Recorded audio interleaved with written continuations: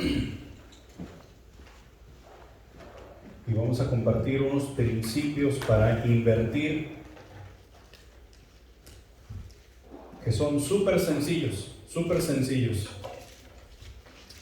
Pero antes de comenzar, quiero hablarles un poquito sobre Rigo. Rigo, el que vieron aquí hablándoles hace un momentito, es el pastor de Centro de Vida en El Salvador. Y ellos están grabando saludos así para cada iglesia.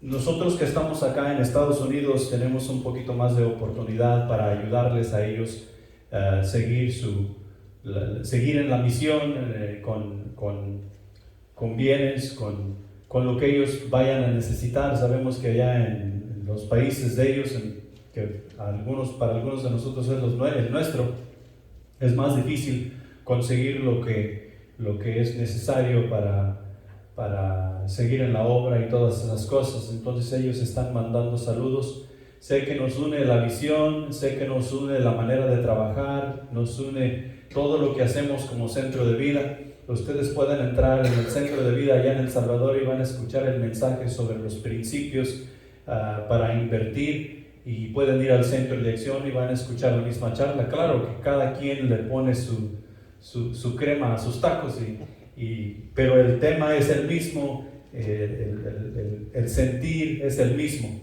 Centro de Vida. Y están muy agradecidos ellos con lo que a veces nosotros podemos aportar para con ellos, y claro, es un placer para nosotros poder estar participando con ellos de esa manera. Otra cosa que quiero comunicarles a ustedes, yo no sé si se dieron cuenta, este es el cuaderno espiritual para el mes de marzo. ¿Sí? ¿Sí se fijaron que en la parte de atrás también tiene escrito? ¿Sí? ¿Saben para qué es esto? Esto lo estábamos haciendo hace tal vez 2 años atrás. Y es para mantener una calificación de nosotros mismos.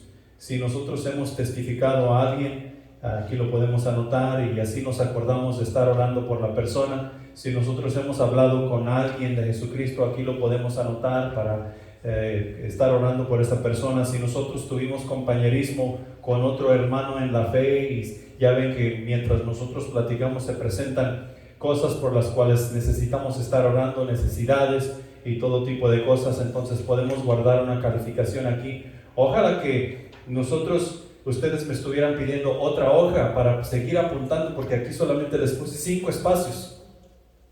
Uno para cada día de la semana. ¿Sí? Eso sería una semana. Entonces son 5 espacios para todo el mes. ¿Sí? Esto nos va a ayudar a ver a nosotros ver qué tanto estamos haciendo y cuánto no estamos haciendo. ¿Ok? Entonces anoten. Esto es para ustedes mismos, no es para yo estar viendo, a ver, Rafa. No, Rafa, hay que hablar con Rafa. No. Esto es para ustedes mismos. Esta calificación es para ustedes mismos. Esto no me lo tienen que entregar ustedes a mí. ¿Ok? Ustedes se quedan con esto y ustedes están viendo ahí con cuántas personas hablé esta semana.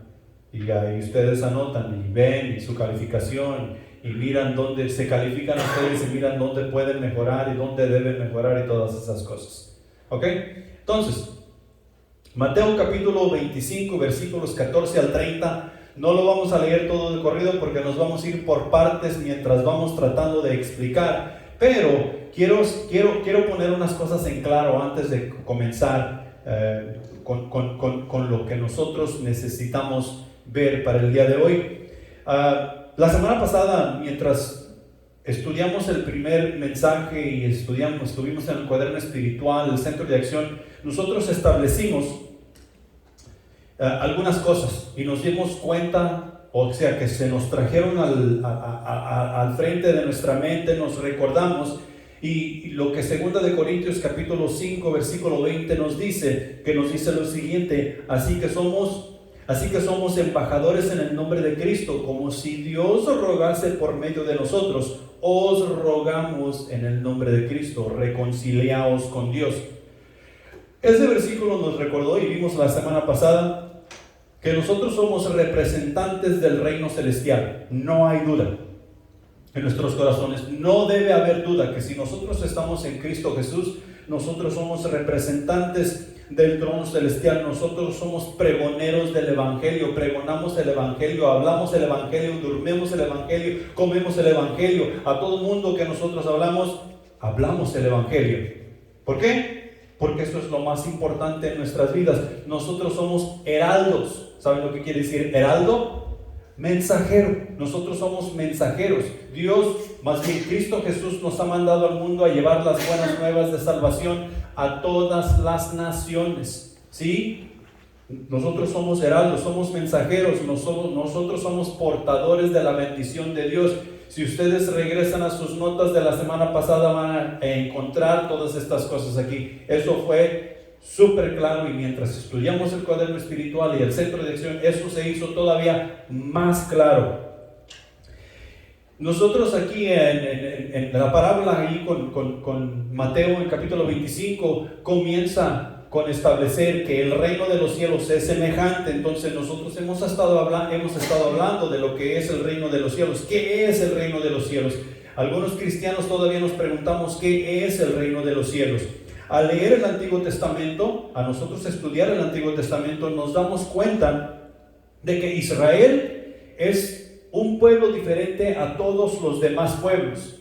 Y quien hace esa diferencia en el pueblo de Israel no es Israel. No es porque ellos hayan sido muy valientes y hayan salido a conquistar la tierra prometida. Quien hace toda la diferencia es Dios. Israel es diferente porque Dios está con ellos. Israel es diferente porque Dios es quien los lleva. Israel es diferente porque Dios es su ley. ¿Sí?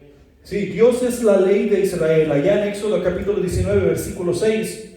Y podemos leer todo el contexto ahí, pero eso se los dejo de tarea a ustedes.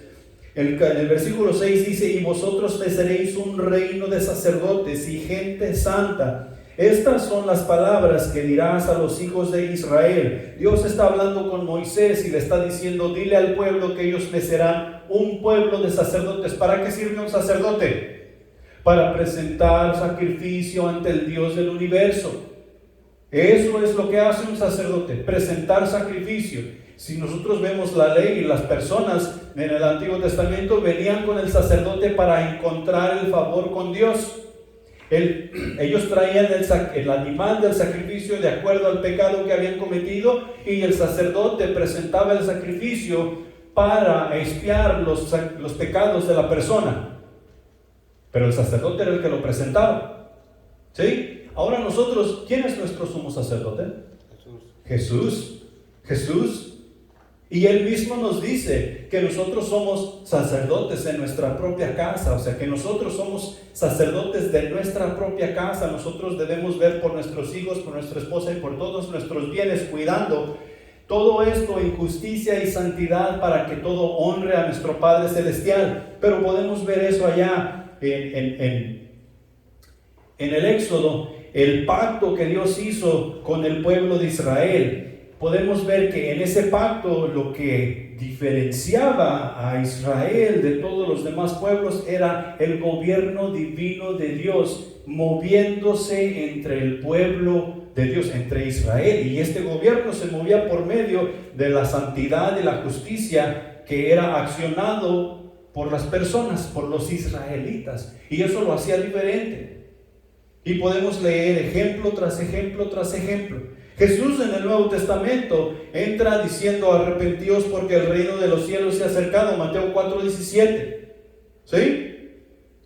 Entonces el reino nos es presentado, así como fue presentado allá en el Éxodo, nos es presentado con Jesús: arrepentíos porque el reino de los cielos se ha acercado. Ahora el reino no es meramente, no se nos presenta como la ley divina de Dios en el pueblo, sino que nos es dada por gracia,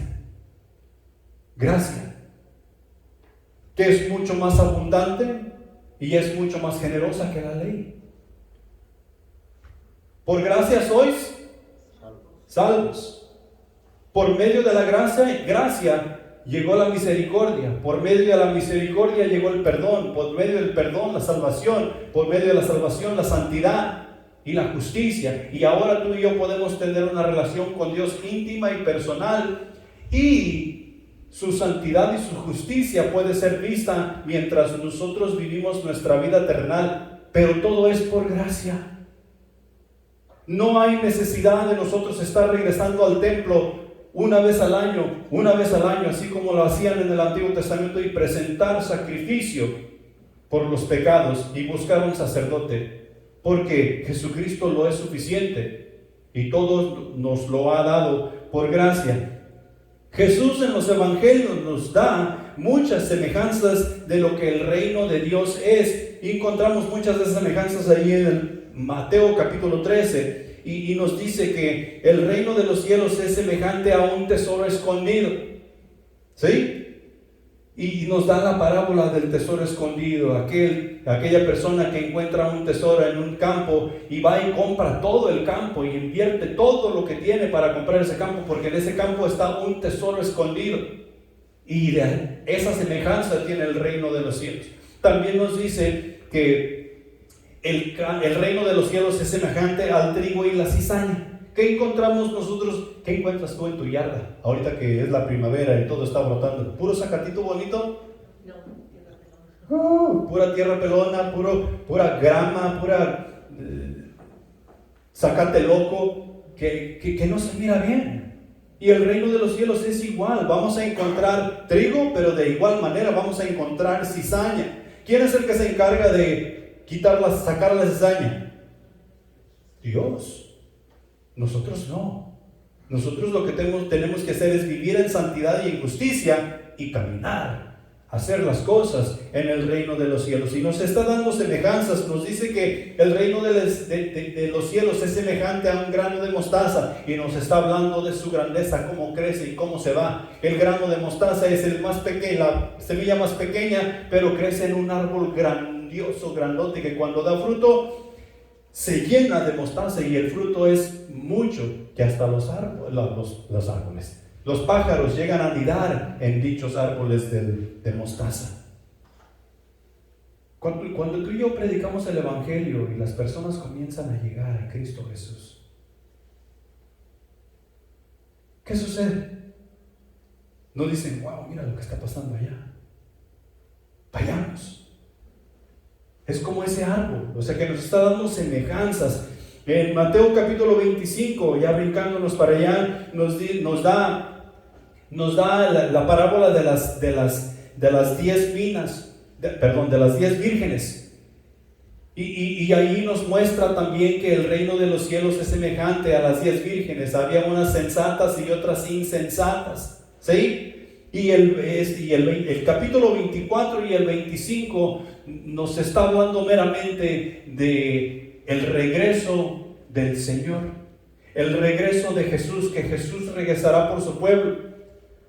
Y en conclusión, en todo esto, nosotros concluimos, o en la conclusión de la que nos da el Evangelio, es que el reino de Dios, ¿sabes quién es? Jesús. El reino de Dios es Jesús. Cuando tú llegaste al conocimiento de Jesús, tú cambiaste. Tú realmente entendiste que lo que era malo realmente era malo, y que lo que era bueno realmente es bueno. Vivimos nuestras vidas tratando de hacer lo malo o lo bueno. Lo bueno. No queremos hacer lo malo. Si tú y yo decimos que tenemos a Cristo Jesús en nuestras vidas y nos da igual que hagamos lo bueno o lo malo, no tenemos a Cristo Jesús, y el reino de los cielos no está en nosotros. ¿Quién es el que reina en el trono de tu corazón? ¿Tú o Jesús? Jesús es el que reina en el trono de mi corazón. Y cuando tú cometes un error y Cristo está reinando en tu corazón, ¿cómo te sientes? Pésimo. Porque Cristo está reinando en tu corazón. El gobierno divino en Cristo Jesús se está llevando a cabo en tu vida. En conclusión, el reino de los cielos es Cristo Jesús. Cristo Jesús en nuestras vidas, que nos enseña a vivir una vida que agrada a Dios, una vida que va a ir mucho más allá de lo que nosotros pensamos o nos imaginamos que podemos hacer, pensar o decir. El reino de los cielos es Jesús. Entonces, ¿qué es lo que el Señor nos ha entregado si nos ha dado a Cristo Jesús que está en nuestros corazones y reinando en el trono de nuestro corazón? Porque eso tiene que ser para una tarea tamaño Dios. Y yo sé que hay muchas cosas que podemos decir que Dios nos ha dado, pero hay una en especial que Él dice. Allá en Marcos, al final del libro, Jesús dice: vayan y prediquen a todo el mundo. En Mateo 28 dice: id y hacer discípulos a todas las naciones. Que la enseñanza de Jesús sea llevada a toda lengua, a toda tribu y toda nación. ¿Sí? Y lo que Dios nos ha entregado, o sea, que nos ha dado a Jesucristo, nos ha dado salvación, nos ha dado su reino para que habite aquí, para nosotros poder llevar a cabo el Evangelio. El Evangelio. Porque con el Evangelio nosotros vamos a ser diferentes. El Evangelio son las enseñanzas de Jesús. El Evangelio es lo que cambió nuestras vidas. El Evangelio es lo que nos trajo a la salvación. El Evangelio es lo que va a salvar al mundo de sus pecados. O sea, el Evangelio predicado, la locura de la predicación de la palabra de Dios. Claro que el Evangelio es Jesús. Jesús son las buenas nuevas de salvación. Jesús es el verbo encarnado. Jesús es la palabra de acción. Y la palabra de acción es el Evangelio que tú y yo debemos estar llevando a las naciones para que ellos puedan encontrar refugio, salvación y socorro. ¿Sí? Entonces, 1 Corintios capítulo 15 versículos 3 y 4 dicen lo siguiente: porque primeramente os he enseñado lo que asimismo recibí, que Cristo murió por nuestros pecados conforme a las Escrituras, y que fue sepultado y que resucitó al tercer día conforme a las Escrituras. ¿Qué es lo que tú y yo debemos predicar? Las Escrituras. Y cuando predicamos las Escrituras nos vamos a dar cuenta que estamos predicando el Evangelio de acuerdo a las Escrituras, que Cristo murió por nuestros pecados de acuerdo a las Escrituras, que Cristo resucitó de los muertos de acuerdo a las Escrituras. ¿Sí? Eso es el Evangelio. Y el Evangelio es algo precioso que Dios nos ha dado y bastante profundo, dándonos a entender que nosotros en nuestra vida no terminaríamos de estudiar el Evangelio para poder comunicarlo, porque es la palabra de Dios. Eso es lo que nos ha sido entregado cuando nosotros llegamos a la salvación como tarea para desarrollar el resto de nuestras vidas. Hay la razón por la cual somos capacitados. Hay la razón por la cual tú y yo tenemos que invertir en esta capacitación que se nos ha dado por el Espíritu Santo de Dios. Hay la razón por la que tenemos que invertir en seguir la dirección del Espíritu Santo en todo tiempo y en todo lugar. Amén. Amén. Ok. Leamos los primeros versículos allí en la parábola. Vamos a leer del 14 al 18. Y dice así: porque el reino de los cielos es como un hombre que, yéndose lejos, llamó a sus siervos y les entregó sus bienes. A uno dio 5 talentos, y a otro 2, y a otro 1, a cada uno conforme a su capacidad, y luego se fue lejos. Y el que había recibido 5 talentos fue y negoció con ellos y ganó otros 5 talentos. Asimismo, el que recibió 2, ganó también otros 2. Pero el que había recibido 1 fue y cavó en la tierra y escondió el dinero de su señor. Y nosotros aquí podemos notar que Dios no, o más bien este señor, no estaba viendo a todos sus siervos por igual. Yo me puedo imaginar, y creo que así así es cuando nosotros ocupamos una persona para que trabaje con nosotros, le damos instrucción de cómo queremos que haga las cosas y qué es lo que esperamos de esta persona. Si no sabe hacer las cosas, le enseñamos para poder tener una producción que nos va a rendir. Y este señor aquí, creo que él había enseñado a sus siervos cómo hacer las cosas. Les había tal vez hablado de lo que él esperaba de ellos y cómo quería que trabajaran, qué tan buenos trabajadores él quería que fueran, porque les dio los talentos de acuerdo a la capacidad de cada uno. A uno le dio 5, a otro le dio 2 y a otro le dio 1. Y cuando nosotros nos ponemos a ver en detalle, este Señor les confió a sus siervos una enorme cantidad de dinero.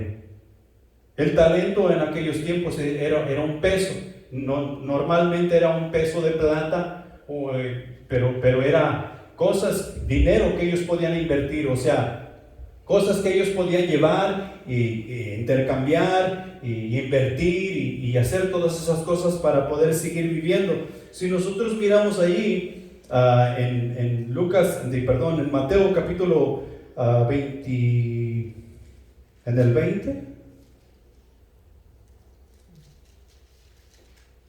creo que es el 20,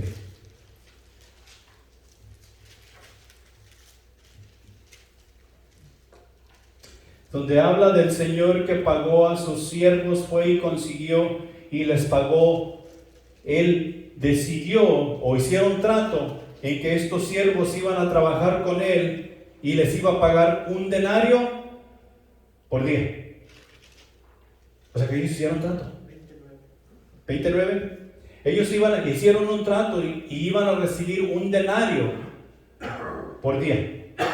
¿Sí? Ok. Un talento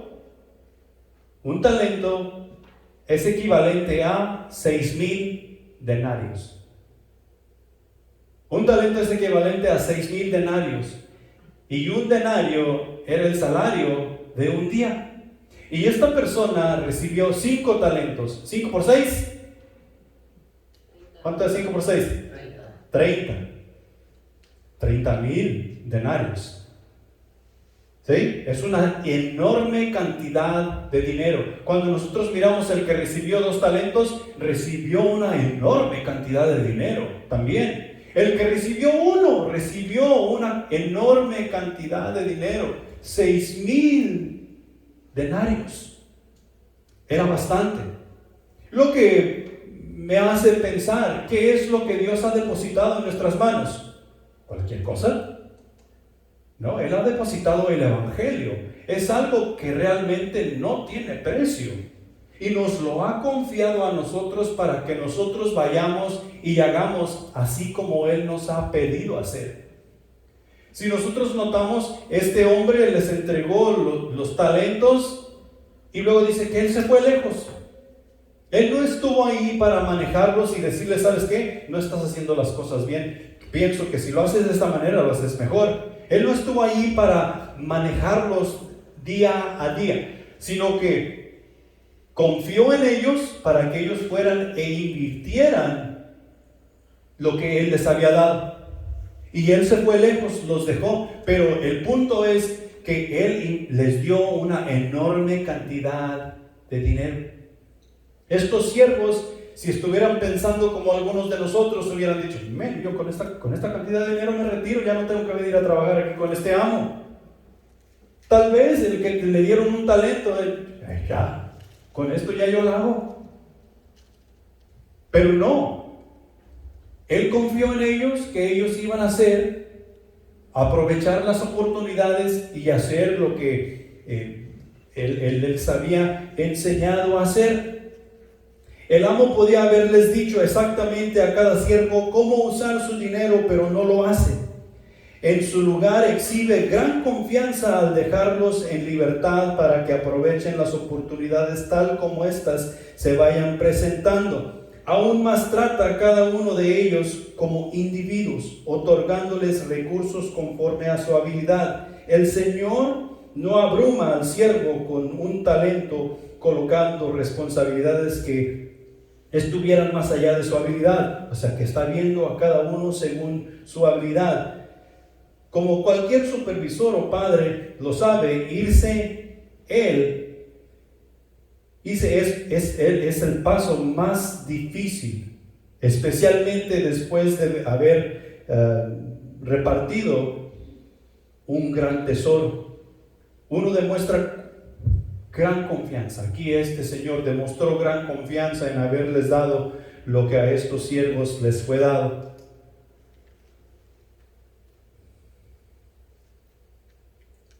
Estas personas, a quienes les fueron confiados los talentos, tomaron una acción. Si nosotros notamos, los primeros dos fueron e invirtieron.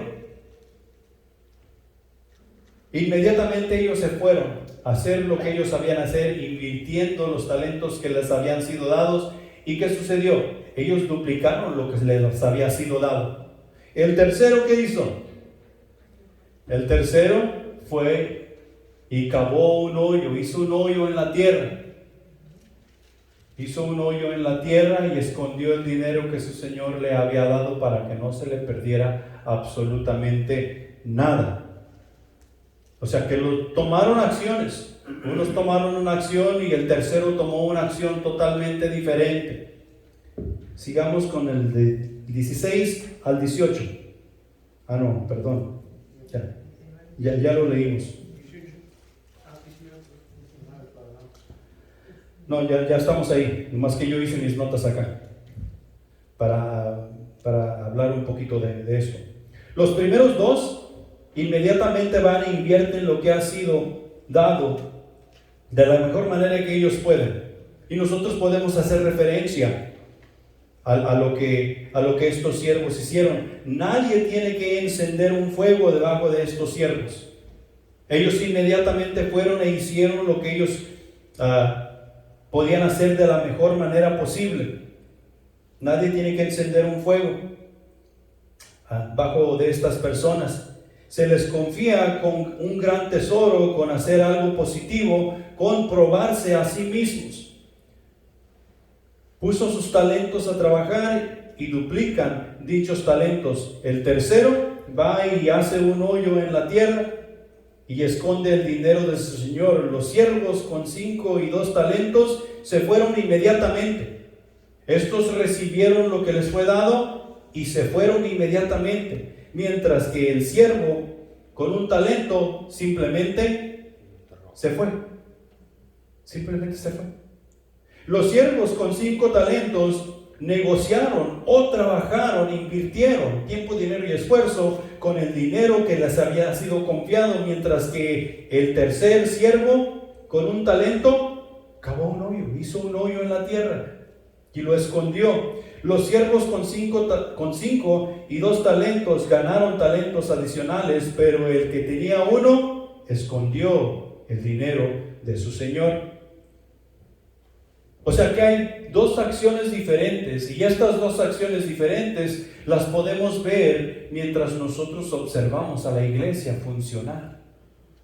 Y tú y yo sabemos dentro del cual tú y yo estamos. Y tal vez no hemos estado ahí todo el tiempo. Tal vez hay cambios que tú y yo necesitamos hacer a nuestras vidas, en nuestra relación con Dios, para poder movernos a donde necesitamos movernos y ser dirigidos. Los versículos del 19 al 23. Después de mucho tiempo vino el Señor de aquellos siervos y arregló cuentas con ellos. Y llegando el que había recibido 5 talentos, trajo otros 5 talentos, diciendo: Señor, 5 talentos me entregaste, aquí tienes, he ganado otros 5 talentos sobre ellos. Y su Señor le dijo: bien, buen siervo y fiel. Sobre poco has sido fiel, sobre mucho te pondré. Entra en el gozo de tu Señor. Llegando también el que había recibido 2 talentos, dijo: Señor, 2 talentos me entregaste, aquí tienes, he ganado otros 2 sobre ellos. Su Señor le dijo: bien, buen siervo y fiel, sobre poco has sido fiel, sobre mucho te pondré. Entra en el gozo de tu Señor. El Señor regresa después de mucho tiempo y arregla cuentas sobre las cosas que Él había repartido, porque Él meramente es el responsable de sus riquezas, de lo que Dios le ha dado a Él, y va a arreglar cuentas con quien Él repartió sus bienes.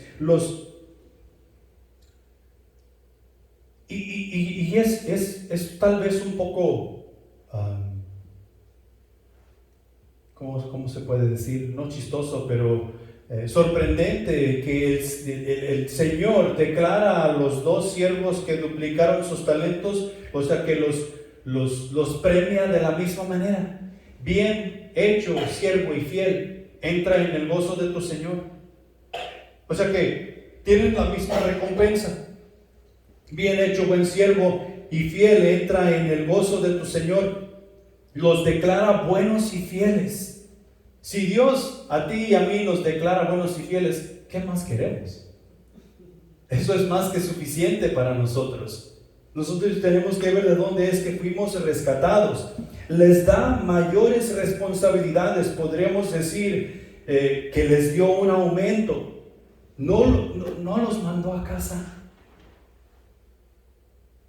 ¿Sí? Les dio más responsabilidades, les dio otro puesto que los llevó a tener más, que los llevó a ejercer más autoridad,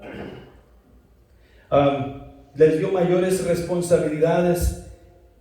Y mira, esta es la meta en el discipulado que tú y yo vamos teniendo, el cual tú y yo empujamos. El discipulado no es simplemente por discipular. El discipulado es para que Dios nos vaya moviendo y nos dé nuestro lugar dentro de la iglesia. Nosotros podamos interpretar el llamado que tú y yo tenemos para nuestras vidas de parte de Dios. O sea que nos va dando más responsabilidades, nos va promoviendo, nos va dando ese aumento, nos va dando esas responsabilidades, las cuales tú y yo debemos llenar como sus hijos, como siervos de su reino. En tercer lugar les dice, entra en el gozo de tu Señor. El Señor recompensa a los siervos por igual, pero ¿dónde es donde tú y yo tenemos nuestra morada final? ¿No es en el gozo del Señor? Sí, allá es donde tú y yo vamos. Esa es nuestra meta, entrar en el gozo del Señor. Ahí la razón por la cual tú y yo debemos esforzarnos en invertir apropiadamente para entrar en el gozo del Señor. Que cuando lleguemos a casa, Él diga, bien hecho, buen y fiel siervo, entra en el gozo de tu Señor. Versículos 24 al 28. Pero llegando también el que había recibido un talento, dijo, Señor, te conocía que eres hombre duro, que ciegas donde no sembraste y que recoges donde no esparciste. Por lo cual tuve miedo y fui y escondí tu talento en la tierra. Aquí tienes lo que es tuyo. Respondió su señor y le dijo, siervo malo y negligente, ¿sabías que ciego donde no sembré y que recojo donde no esparcí? Por tanto, debíais haber dado mi dinero a los banqueros, y al venir yo hubiera recibido lo que es mío con los intereses. Quitadle pues de una vez todo lo que falta. Quitadle pues el talento y dadlo al que tiene 10 talentos, porque el que tiene le será dado y tendrá más, y al que no tiene aún lo que tiene le será quitado. Y el siervo inútil echadle en las tinieblas de afuera. Ahí será el lloro y el crujir de dientes. Esto es algo muy diferente a lo que con los primeros dos sucedió.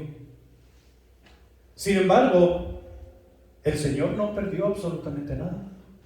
Le fue dado exactamente lo que Él le había dado a este siervo. Este siervo se lo regresó.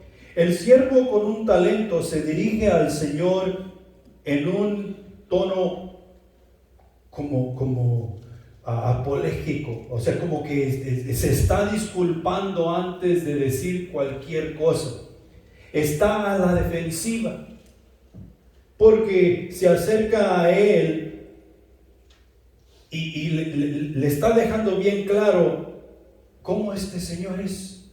Sé que tú eres duro, sé que tú eres estricto, sé que tú siembras donde no esparces y recoges. ¿Sí?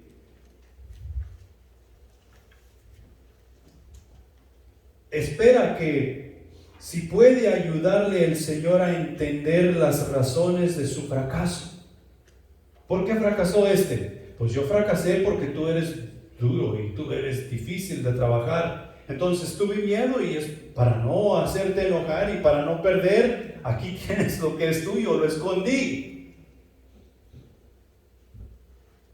Y tal vez pensó que con eso él se iba a escapar del castigo. Le explica que sabía que el Señor era un hombre duro y que podía traer juicio cuando él quisiera. Y el juicio que le es dado es que es un siervo malo y negligente. Le quita lo que le había dado y es echado en las tinieblas de afuera. Y la palabra ahí añade que el que tiene le será quitado, y aún lo que no tiene le será quitado.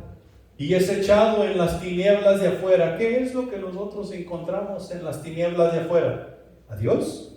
No. Es más, ni siquiera encontramos al diablo en las tinieblas de afuera.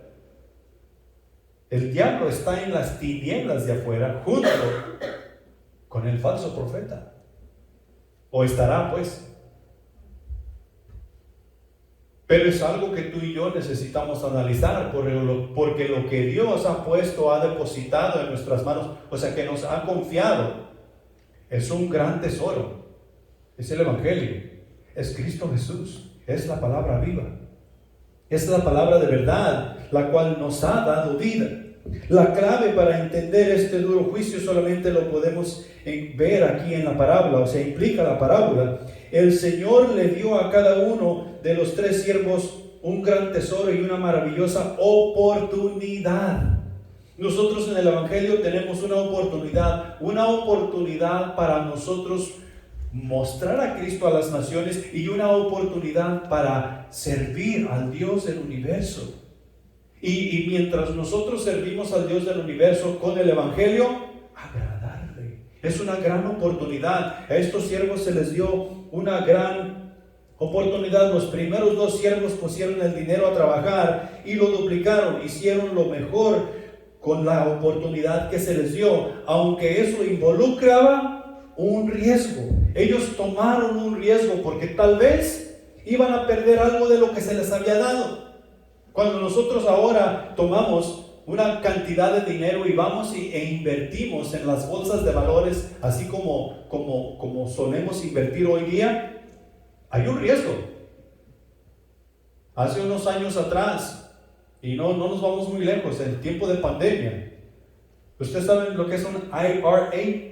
Una cuenta de retiro para cuando ya pasamos de los 65.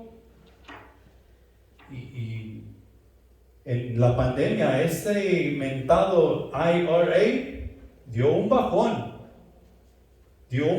de tal manera que muchos de nosotros dijimos, ¿para qué seguirle echando dinero a esta cuenta? Le echamos $100 por mes, $100 por mes, y luego de un día para otro bajó 5,000. ¿Para qué echarle? O le echamos $200 por mes, $200 por mes, y de un día para otro bajó 10,000. Es un riesgo. Estos siervos tomaron un riesgo y no era una cantidad de dinero que pudieran decir, no, pues la repongo. No. De igual manera, nosotros, ¿cómo podemos reponer el Evangelio?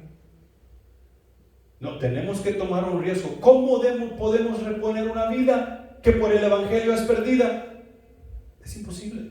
Pero tenemos que tomar ese riesgo con lo que Dios ha depositado en nuestras manos.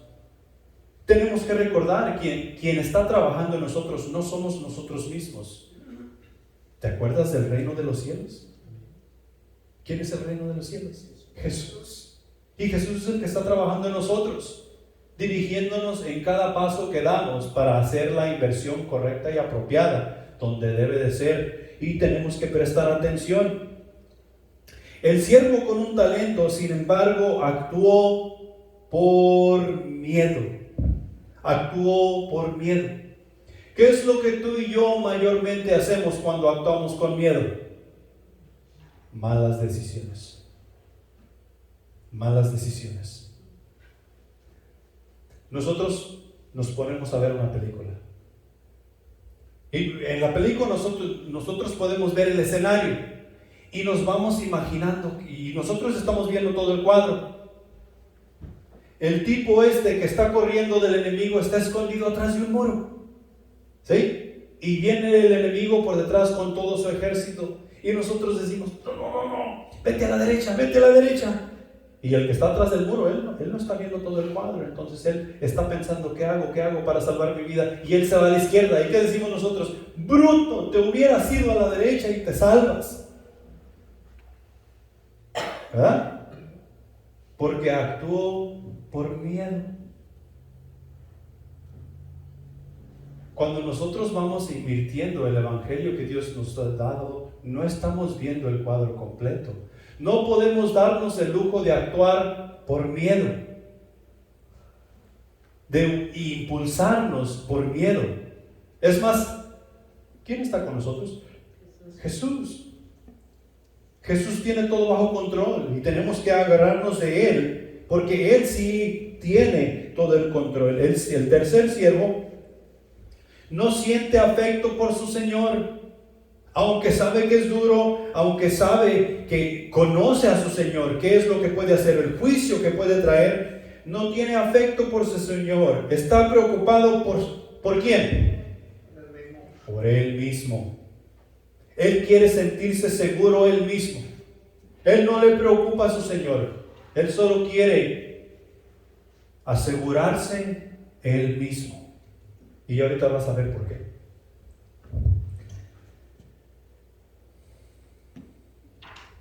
Y no va a arriesgarse por su Señor, porque Él está preocupado por sí mismo. Él permite que el miedo dicte sus acciones. Entierra el dinero pensando que eso le librará de la responsabilidad. Y fíjate bien, después de todo, los rabinos decían, o sea, los que se encargaban de la ley, los rabinos decían que al enterrar el dinero terminaba la responsabilidad. Por ejemplo, tú me das a mí $1,000,000. Tú me das a mí $1,000,000 bajo las leyes que ellos tenían. Tú me das a mí $1,000,000. Y $1,000,000, yo no quiero tener esa responsabilidad contigo. Si lo arriesgo, lo pierdo, te lo tengo que pagar y ir a juicio y todas esas cosas. Entonces yo voy y hago un hoyo en la tierra, escondidamente, y allí lo guardo. Y la regla decía que si alguien hallaba ese dinero enterrado y lo sacaba, no era culpa tuya, porque tú escondidamente lo enterraste. Se acababa la responsabilidad, y eso fue lo que esta persona hizo. No tomó el riesgo y decidió actuar por el miedo que le agobiaba. Quiso quitarse la responsabilidad. Me viene a la mente Pilato, que con Jesús se lavó las manos, evadiendo la autoridad que como gobernador él tenía. ¿Sí se lavó las manos? Literalmente sí. ¿Quiere decir que no tenía culpa? Claro que sí. Él era el gobernador. Últimamente él era el responsable. Y de la misma manera este siervo. Entonces yo quiero darte aquí 3 principios que tú y yo vamos a usar para invertir lo que Dios nos ha dado. Porque Dios ha depositado el evangelio en nuestras manos y nos ha pedido que vayamos a las naciones y prediquemos a toda criatura. Punto número 1. Confía en Dios. Es increíble cuántos de nosotros somos llamados cristianos, pero no confiamos en Dios. Confiamos en Dios cuando las cosas van bien. Confiamos en Dios cuando todo está bonito. Confiamos en Dios cuando nos han dicho que la luna es de queso. Pero cuando nos damos cuenta que en realidad la luna no es de queso, hay que hacer las cosas por mi propia cuenta. Yo tengo que ingeniármelas. ¿Cómo es que voy a hacer esto? O sea que nos olvidamos en su totalidad de Dios. Las cosas se pusieron difíciles. Ok, Dios ya no pudo. Entonces lo tengo que hacer yo. No. Nosotros tenemos que confiar en Dios, porque sin Dios nosotros no podemos hacer absolutamente nada. Y Dios nos ha pedido que tomemos riesgos, y estos riesgos nos van a poner enfrente del enemigo, nos van a poner en las líneas de enfrente, en la guerra, en las primeras líneas. Pero tú y yo tenemos que confiar en Dios. Tú y yo tenemos que confiar en Dios que vamos a poder predicar su palabra. Tú y yo tenemos que confiar en Dios que vamos a poder discipular a las naciones. Tú y yo tenemos que confiar en Dios que vamos a poder enseñar a otros la palabra de Dios. Y debemos dejarnos ser usados por Dios para poder hacer tales cosas. Allá en 1 de Juan capítulo 2 versículos del 3 al 6 dice lo siguiente: y en esto sabemos que nosotros le conocemos y guardamos sus mandamientos. El que dice yo le conozco y no guarda sus mandamientos, el tal es mentiroso y la verdad no está en él. Pero el que guarda su palabra, en este verdaderamente el amor de Dios se ha perfeccionado. Por esto sabemos que estamos en él. El que dice que permanece en él debe andar como él anduvo. Es necesario que tú y yo conozcamos a Dios. Por ejemplo, ¿qué tanto confiaste tú? ¿Qué tanto confiabas tú en mí la primera semana que yo te conocí a ti? ¿Ah? ¿Qué tanto confías tú en mí hoy? Después de 1 año, 2 años, 10 años, 20 años que me conoces. Hay una gran diferencia, o debe haber una gran diferencia. Muchos de nosotros decimos confiar en Dios, pero no lo conocemos. Y porque no lo conocemos, al primer problema que tenemos, soltamos y dejamos de confiar en Dios, y es tiempo de hacer las cosas por nuestra propia cuenta. Tú y yo necesitamos conocer a Dios. Tú y yo necesitamos conocer a Dios íntima y personalmente. Y la única manera que tú y yo vamos a conocer a Dios de esa manera es invertir tiempo en la Escritura. Para cuando Dios nos mande a hacer las cosas que nosotros miramos imposibles, podamos invertir con confianza en Él, sabiendo que al final de la tarea, por difícil que sea, vamos a salir victoriosos. Pero tú y yo tenemos que conocer a Dios. Si no conocemos a Dios, nosotros no vamos a poder confiar en Él. Y déjame hacerte una pregunta. ¿Cuándo es que tú y yo vamos a conocer a Dios lo suficiente?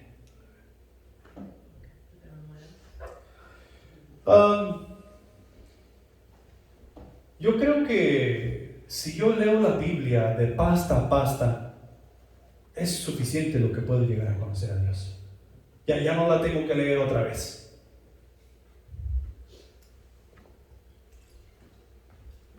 ¿Qué tan larga es la eternidad? Vamos a suponer que hemos llegado al cielo y han pasado 10,000 años.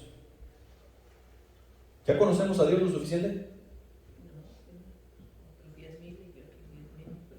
Y nunca lo llegaremos a conocer lo suficiente. O sea, al punto que digamos, ok, ya estamos hasta arriba. Ya el vaso ya se llenó. No, nunca, jamás vamos a poder hacer eso. Dios es soberano. Dios es infinito. Dios es todopoderoso. Dios es omnipotente, omnisciente.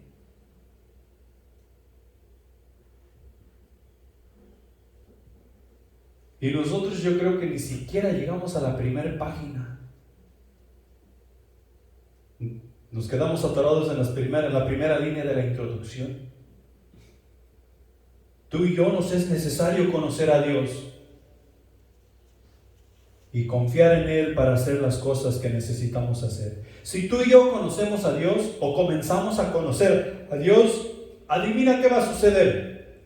Si tú y yo comenzamos a conocer a Dios, vamos a seguir sus instrucciones, vamos a guardar sus mandamientos, vamos a poner atención a sus decretos, vamos a accionar no por miedo, sino por obediencia.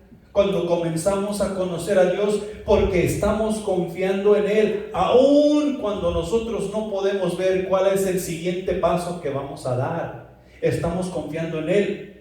Pero eso es lo que vamos a comenzar a hacer porque le comenzamos a conocer. Nosotros cuando comenzamos a conocer a Dios y vemos cómo se mueve y vemos qué tan grandioso, soberano, majestuoso es Dios, vamos a esperar ansiosamente el regreso del Señor, así como en la parábola. Parece que los primeros dos siervos esperaban que su Señor regresara. Y el otro como que, si regresa también, si no también. Si tú y yo comenzamos a conocer a Dios ansiosamente, vamos a esperar su regreso, porque estamos confiando en Él y sabemos que lo que Él dice es meramente verdad. Y cuando Él regrese, ¿a quién va a llevar con Él? A los suyos. A los suyos. Estamos confiando en Él. Y queremos que cuando Él regrese nos halle haciendo lo que Él nos mandó hacer. ¿Sí? Punto número 2. Ser fiel al reino. Nosotros necesitamos invertir con este principio, con fidelidad al reino. Con fidelidad al reino. Y estamos invirtiendo con fidelidad al reino porque comenzamos a conocer a Dios, sabemos algo de Dios, comenzamos a relacionarnos de una manera increíble con Él, o increíble para nosotros, con Él. Y ahí la razón por la cual guardamos nuestra fidelidad al reino que no podemos ver y que más bien es una burla para el mundo. ¿Sí? Comenzamos a ser fiel a eso. Efesios capítulo 5 versículos 15 y 16 dice: mirad pues con diligencia cómo andáis, no como necios sino como sabios, aprovechando bien el tiempo, porque los días son malos. De eso nos habla la parábola, de ser necios y de ser sabios, de aprovechar bien lo que nuestro Señor nos ha dado, de aprovechar. ¿Cuánto tiempo nosotros tenemos por vivir en este mundo? Yo estoy seguro que yo voy a vivir unos 20 años más. Sí, tú. ¿Sí? Algunos de nosotros hablamos así. Cuando yo tenga 80 años, yo voy a venir a tu casa y te voy a visitar para que me invites una taza de café. ¿Quién dice que vas a llegar a los 80 años?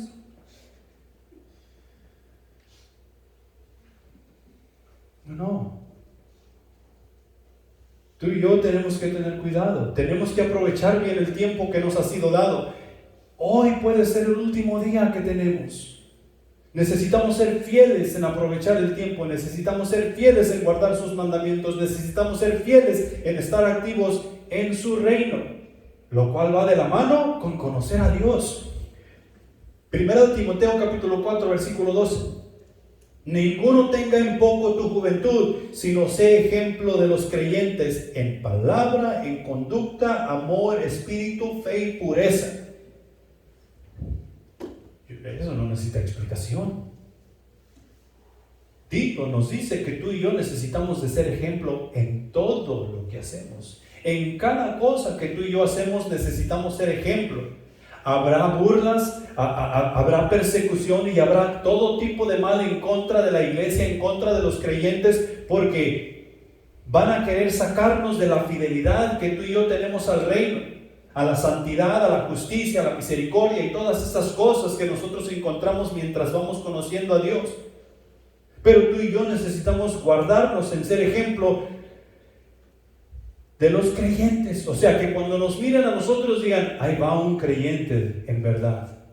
no simplemente un creyente. Un creyente en verdad, porque guardamos esas palabras, guardamos el reino que Dios nos ha dado. Segunda de Pedro capítulo 1 versículos 5 al 8 dice: vosotros también, poniendo toda diligencia, por esto mismo añadid a vuestra fe virtud, a la virtud conocimiento, al conocimiento dominio propio, al dominio propio paciencia, a la paciencia piedad, a la piedad afecto fraternal, y al afecto fraternal amor, porque si estas cosas están en vosotros y abundan, no os dejarán ser ociosos, ni sin fruto en cuanto al conocimiento de nuestro Señor Jesucristo. Quien es fiel no es ocioso. ¿Saben lo que quiere decir ocioso? Haragán, flojo, como el tercer siervo de la parábola, que simplemente se fue, no tenía afecto por su Señor, recibió lo que su Señor le dio, por no decirle que no, porque sabía que era duro y podía traer juicio.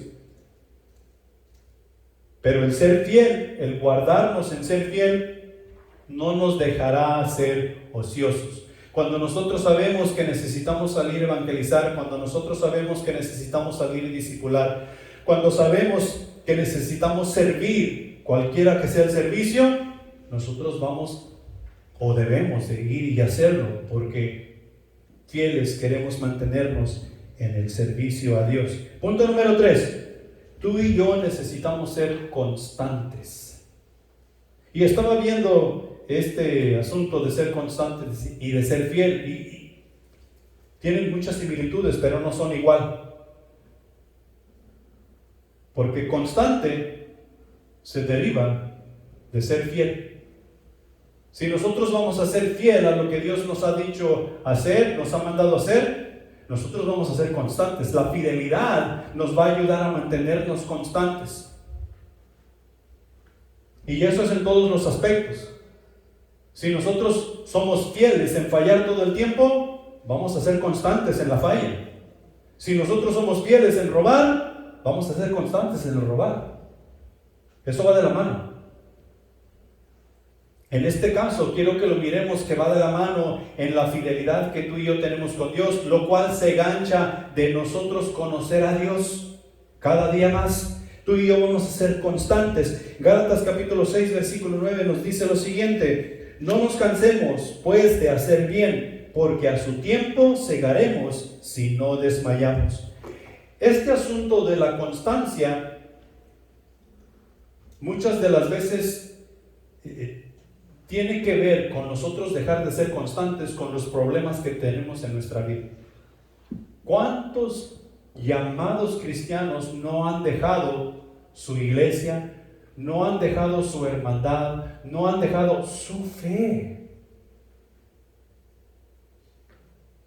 Porque se les han atravesado problemas en sus vidas. Y han decidido tirar todo a la basura, han dejado de ser constantes en lo que en un tiempo creían y decían tener como su tesoro más preciado. Dejaron la constancia a la fidelidad con Dios. Gálatas nos dice que no dejemos de hacer el bien. Tú y yo vamos a hacer el bien en discipular, en servir y evangelizar, y hay veces que va a parecer que no estamos haciendo absolutamente nada. Es más, a veces va a parecer que estamos dando pasos hacia atrás en vez de hacia adelante. ¿Pero qué nos dicen?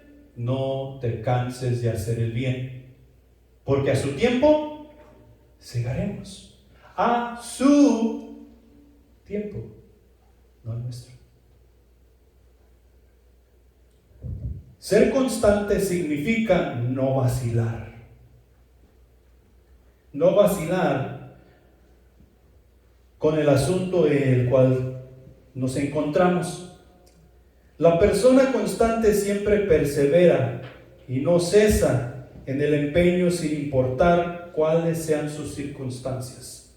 No deja de hacer lo que su Señor le ha dicho hacer, no importa cuál sea la circunstancia. La constancia permite mantener el rumbo cuando intentamos alcanzar metas.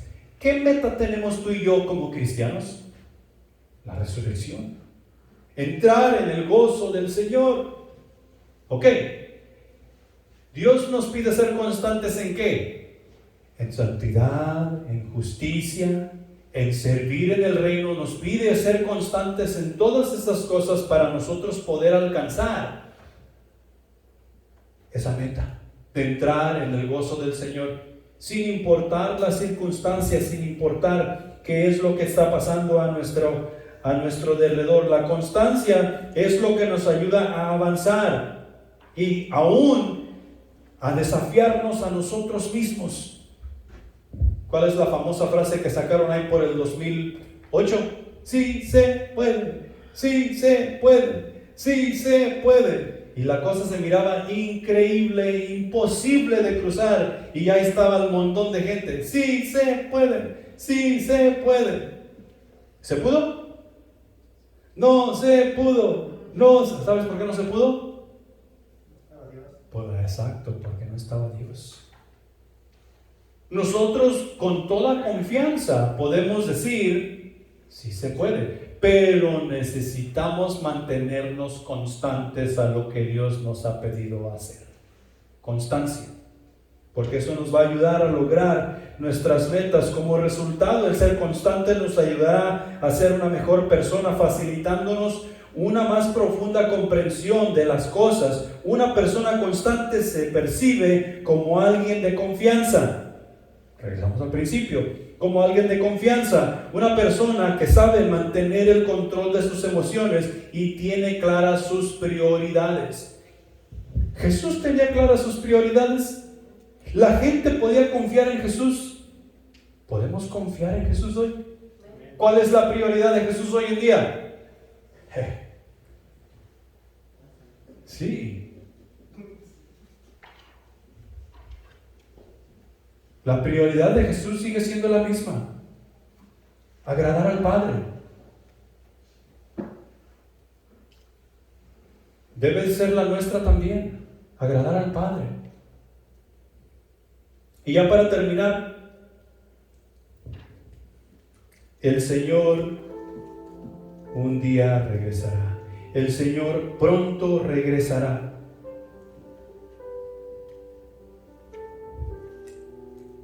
Y ajustará cuentas con todos y cada uno de nosotros. Y qué bueno sería que nosotros podamos entrar a su presencia y decirle: aquí tienes lo que me entregaste, he duplicado lo que me diste. Sea cual sea la cantidad, ya que sea 1 talento, 2 talentos, 10 talentos, 20 talentos. Sería bonito que nosotros entráramos a la presencia y decirle: aquí tienes lo que me entregaste, lo he duplicado.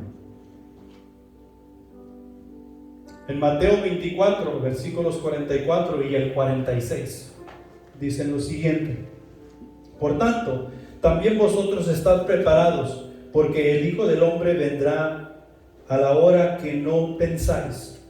Bienaventurado aquel siervo al cual cuando su Señor venga le halle haciendo así.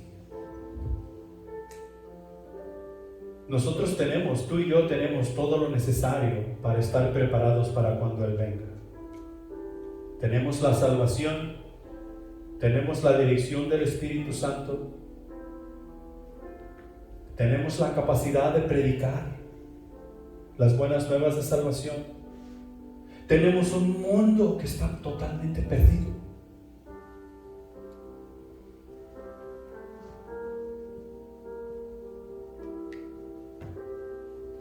¿Estamos preparados? ¿Quién no puede hablar aquí? Todos podemos hablar, estamos preparados. ¿Quién no sabe Biblia? Todos sabemos Biblia. Y si no sabes Biblia, puedes salir a la primera tienda y comprarte una y ya la tienes. No hay excusa. Estamos preparados.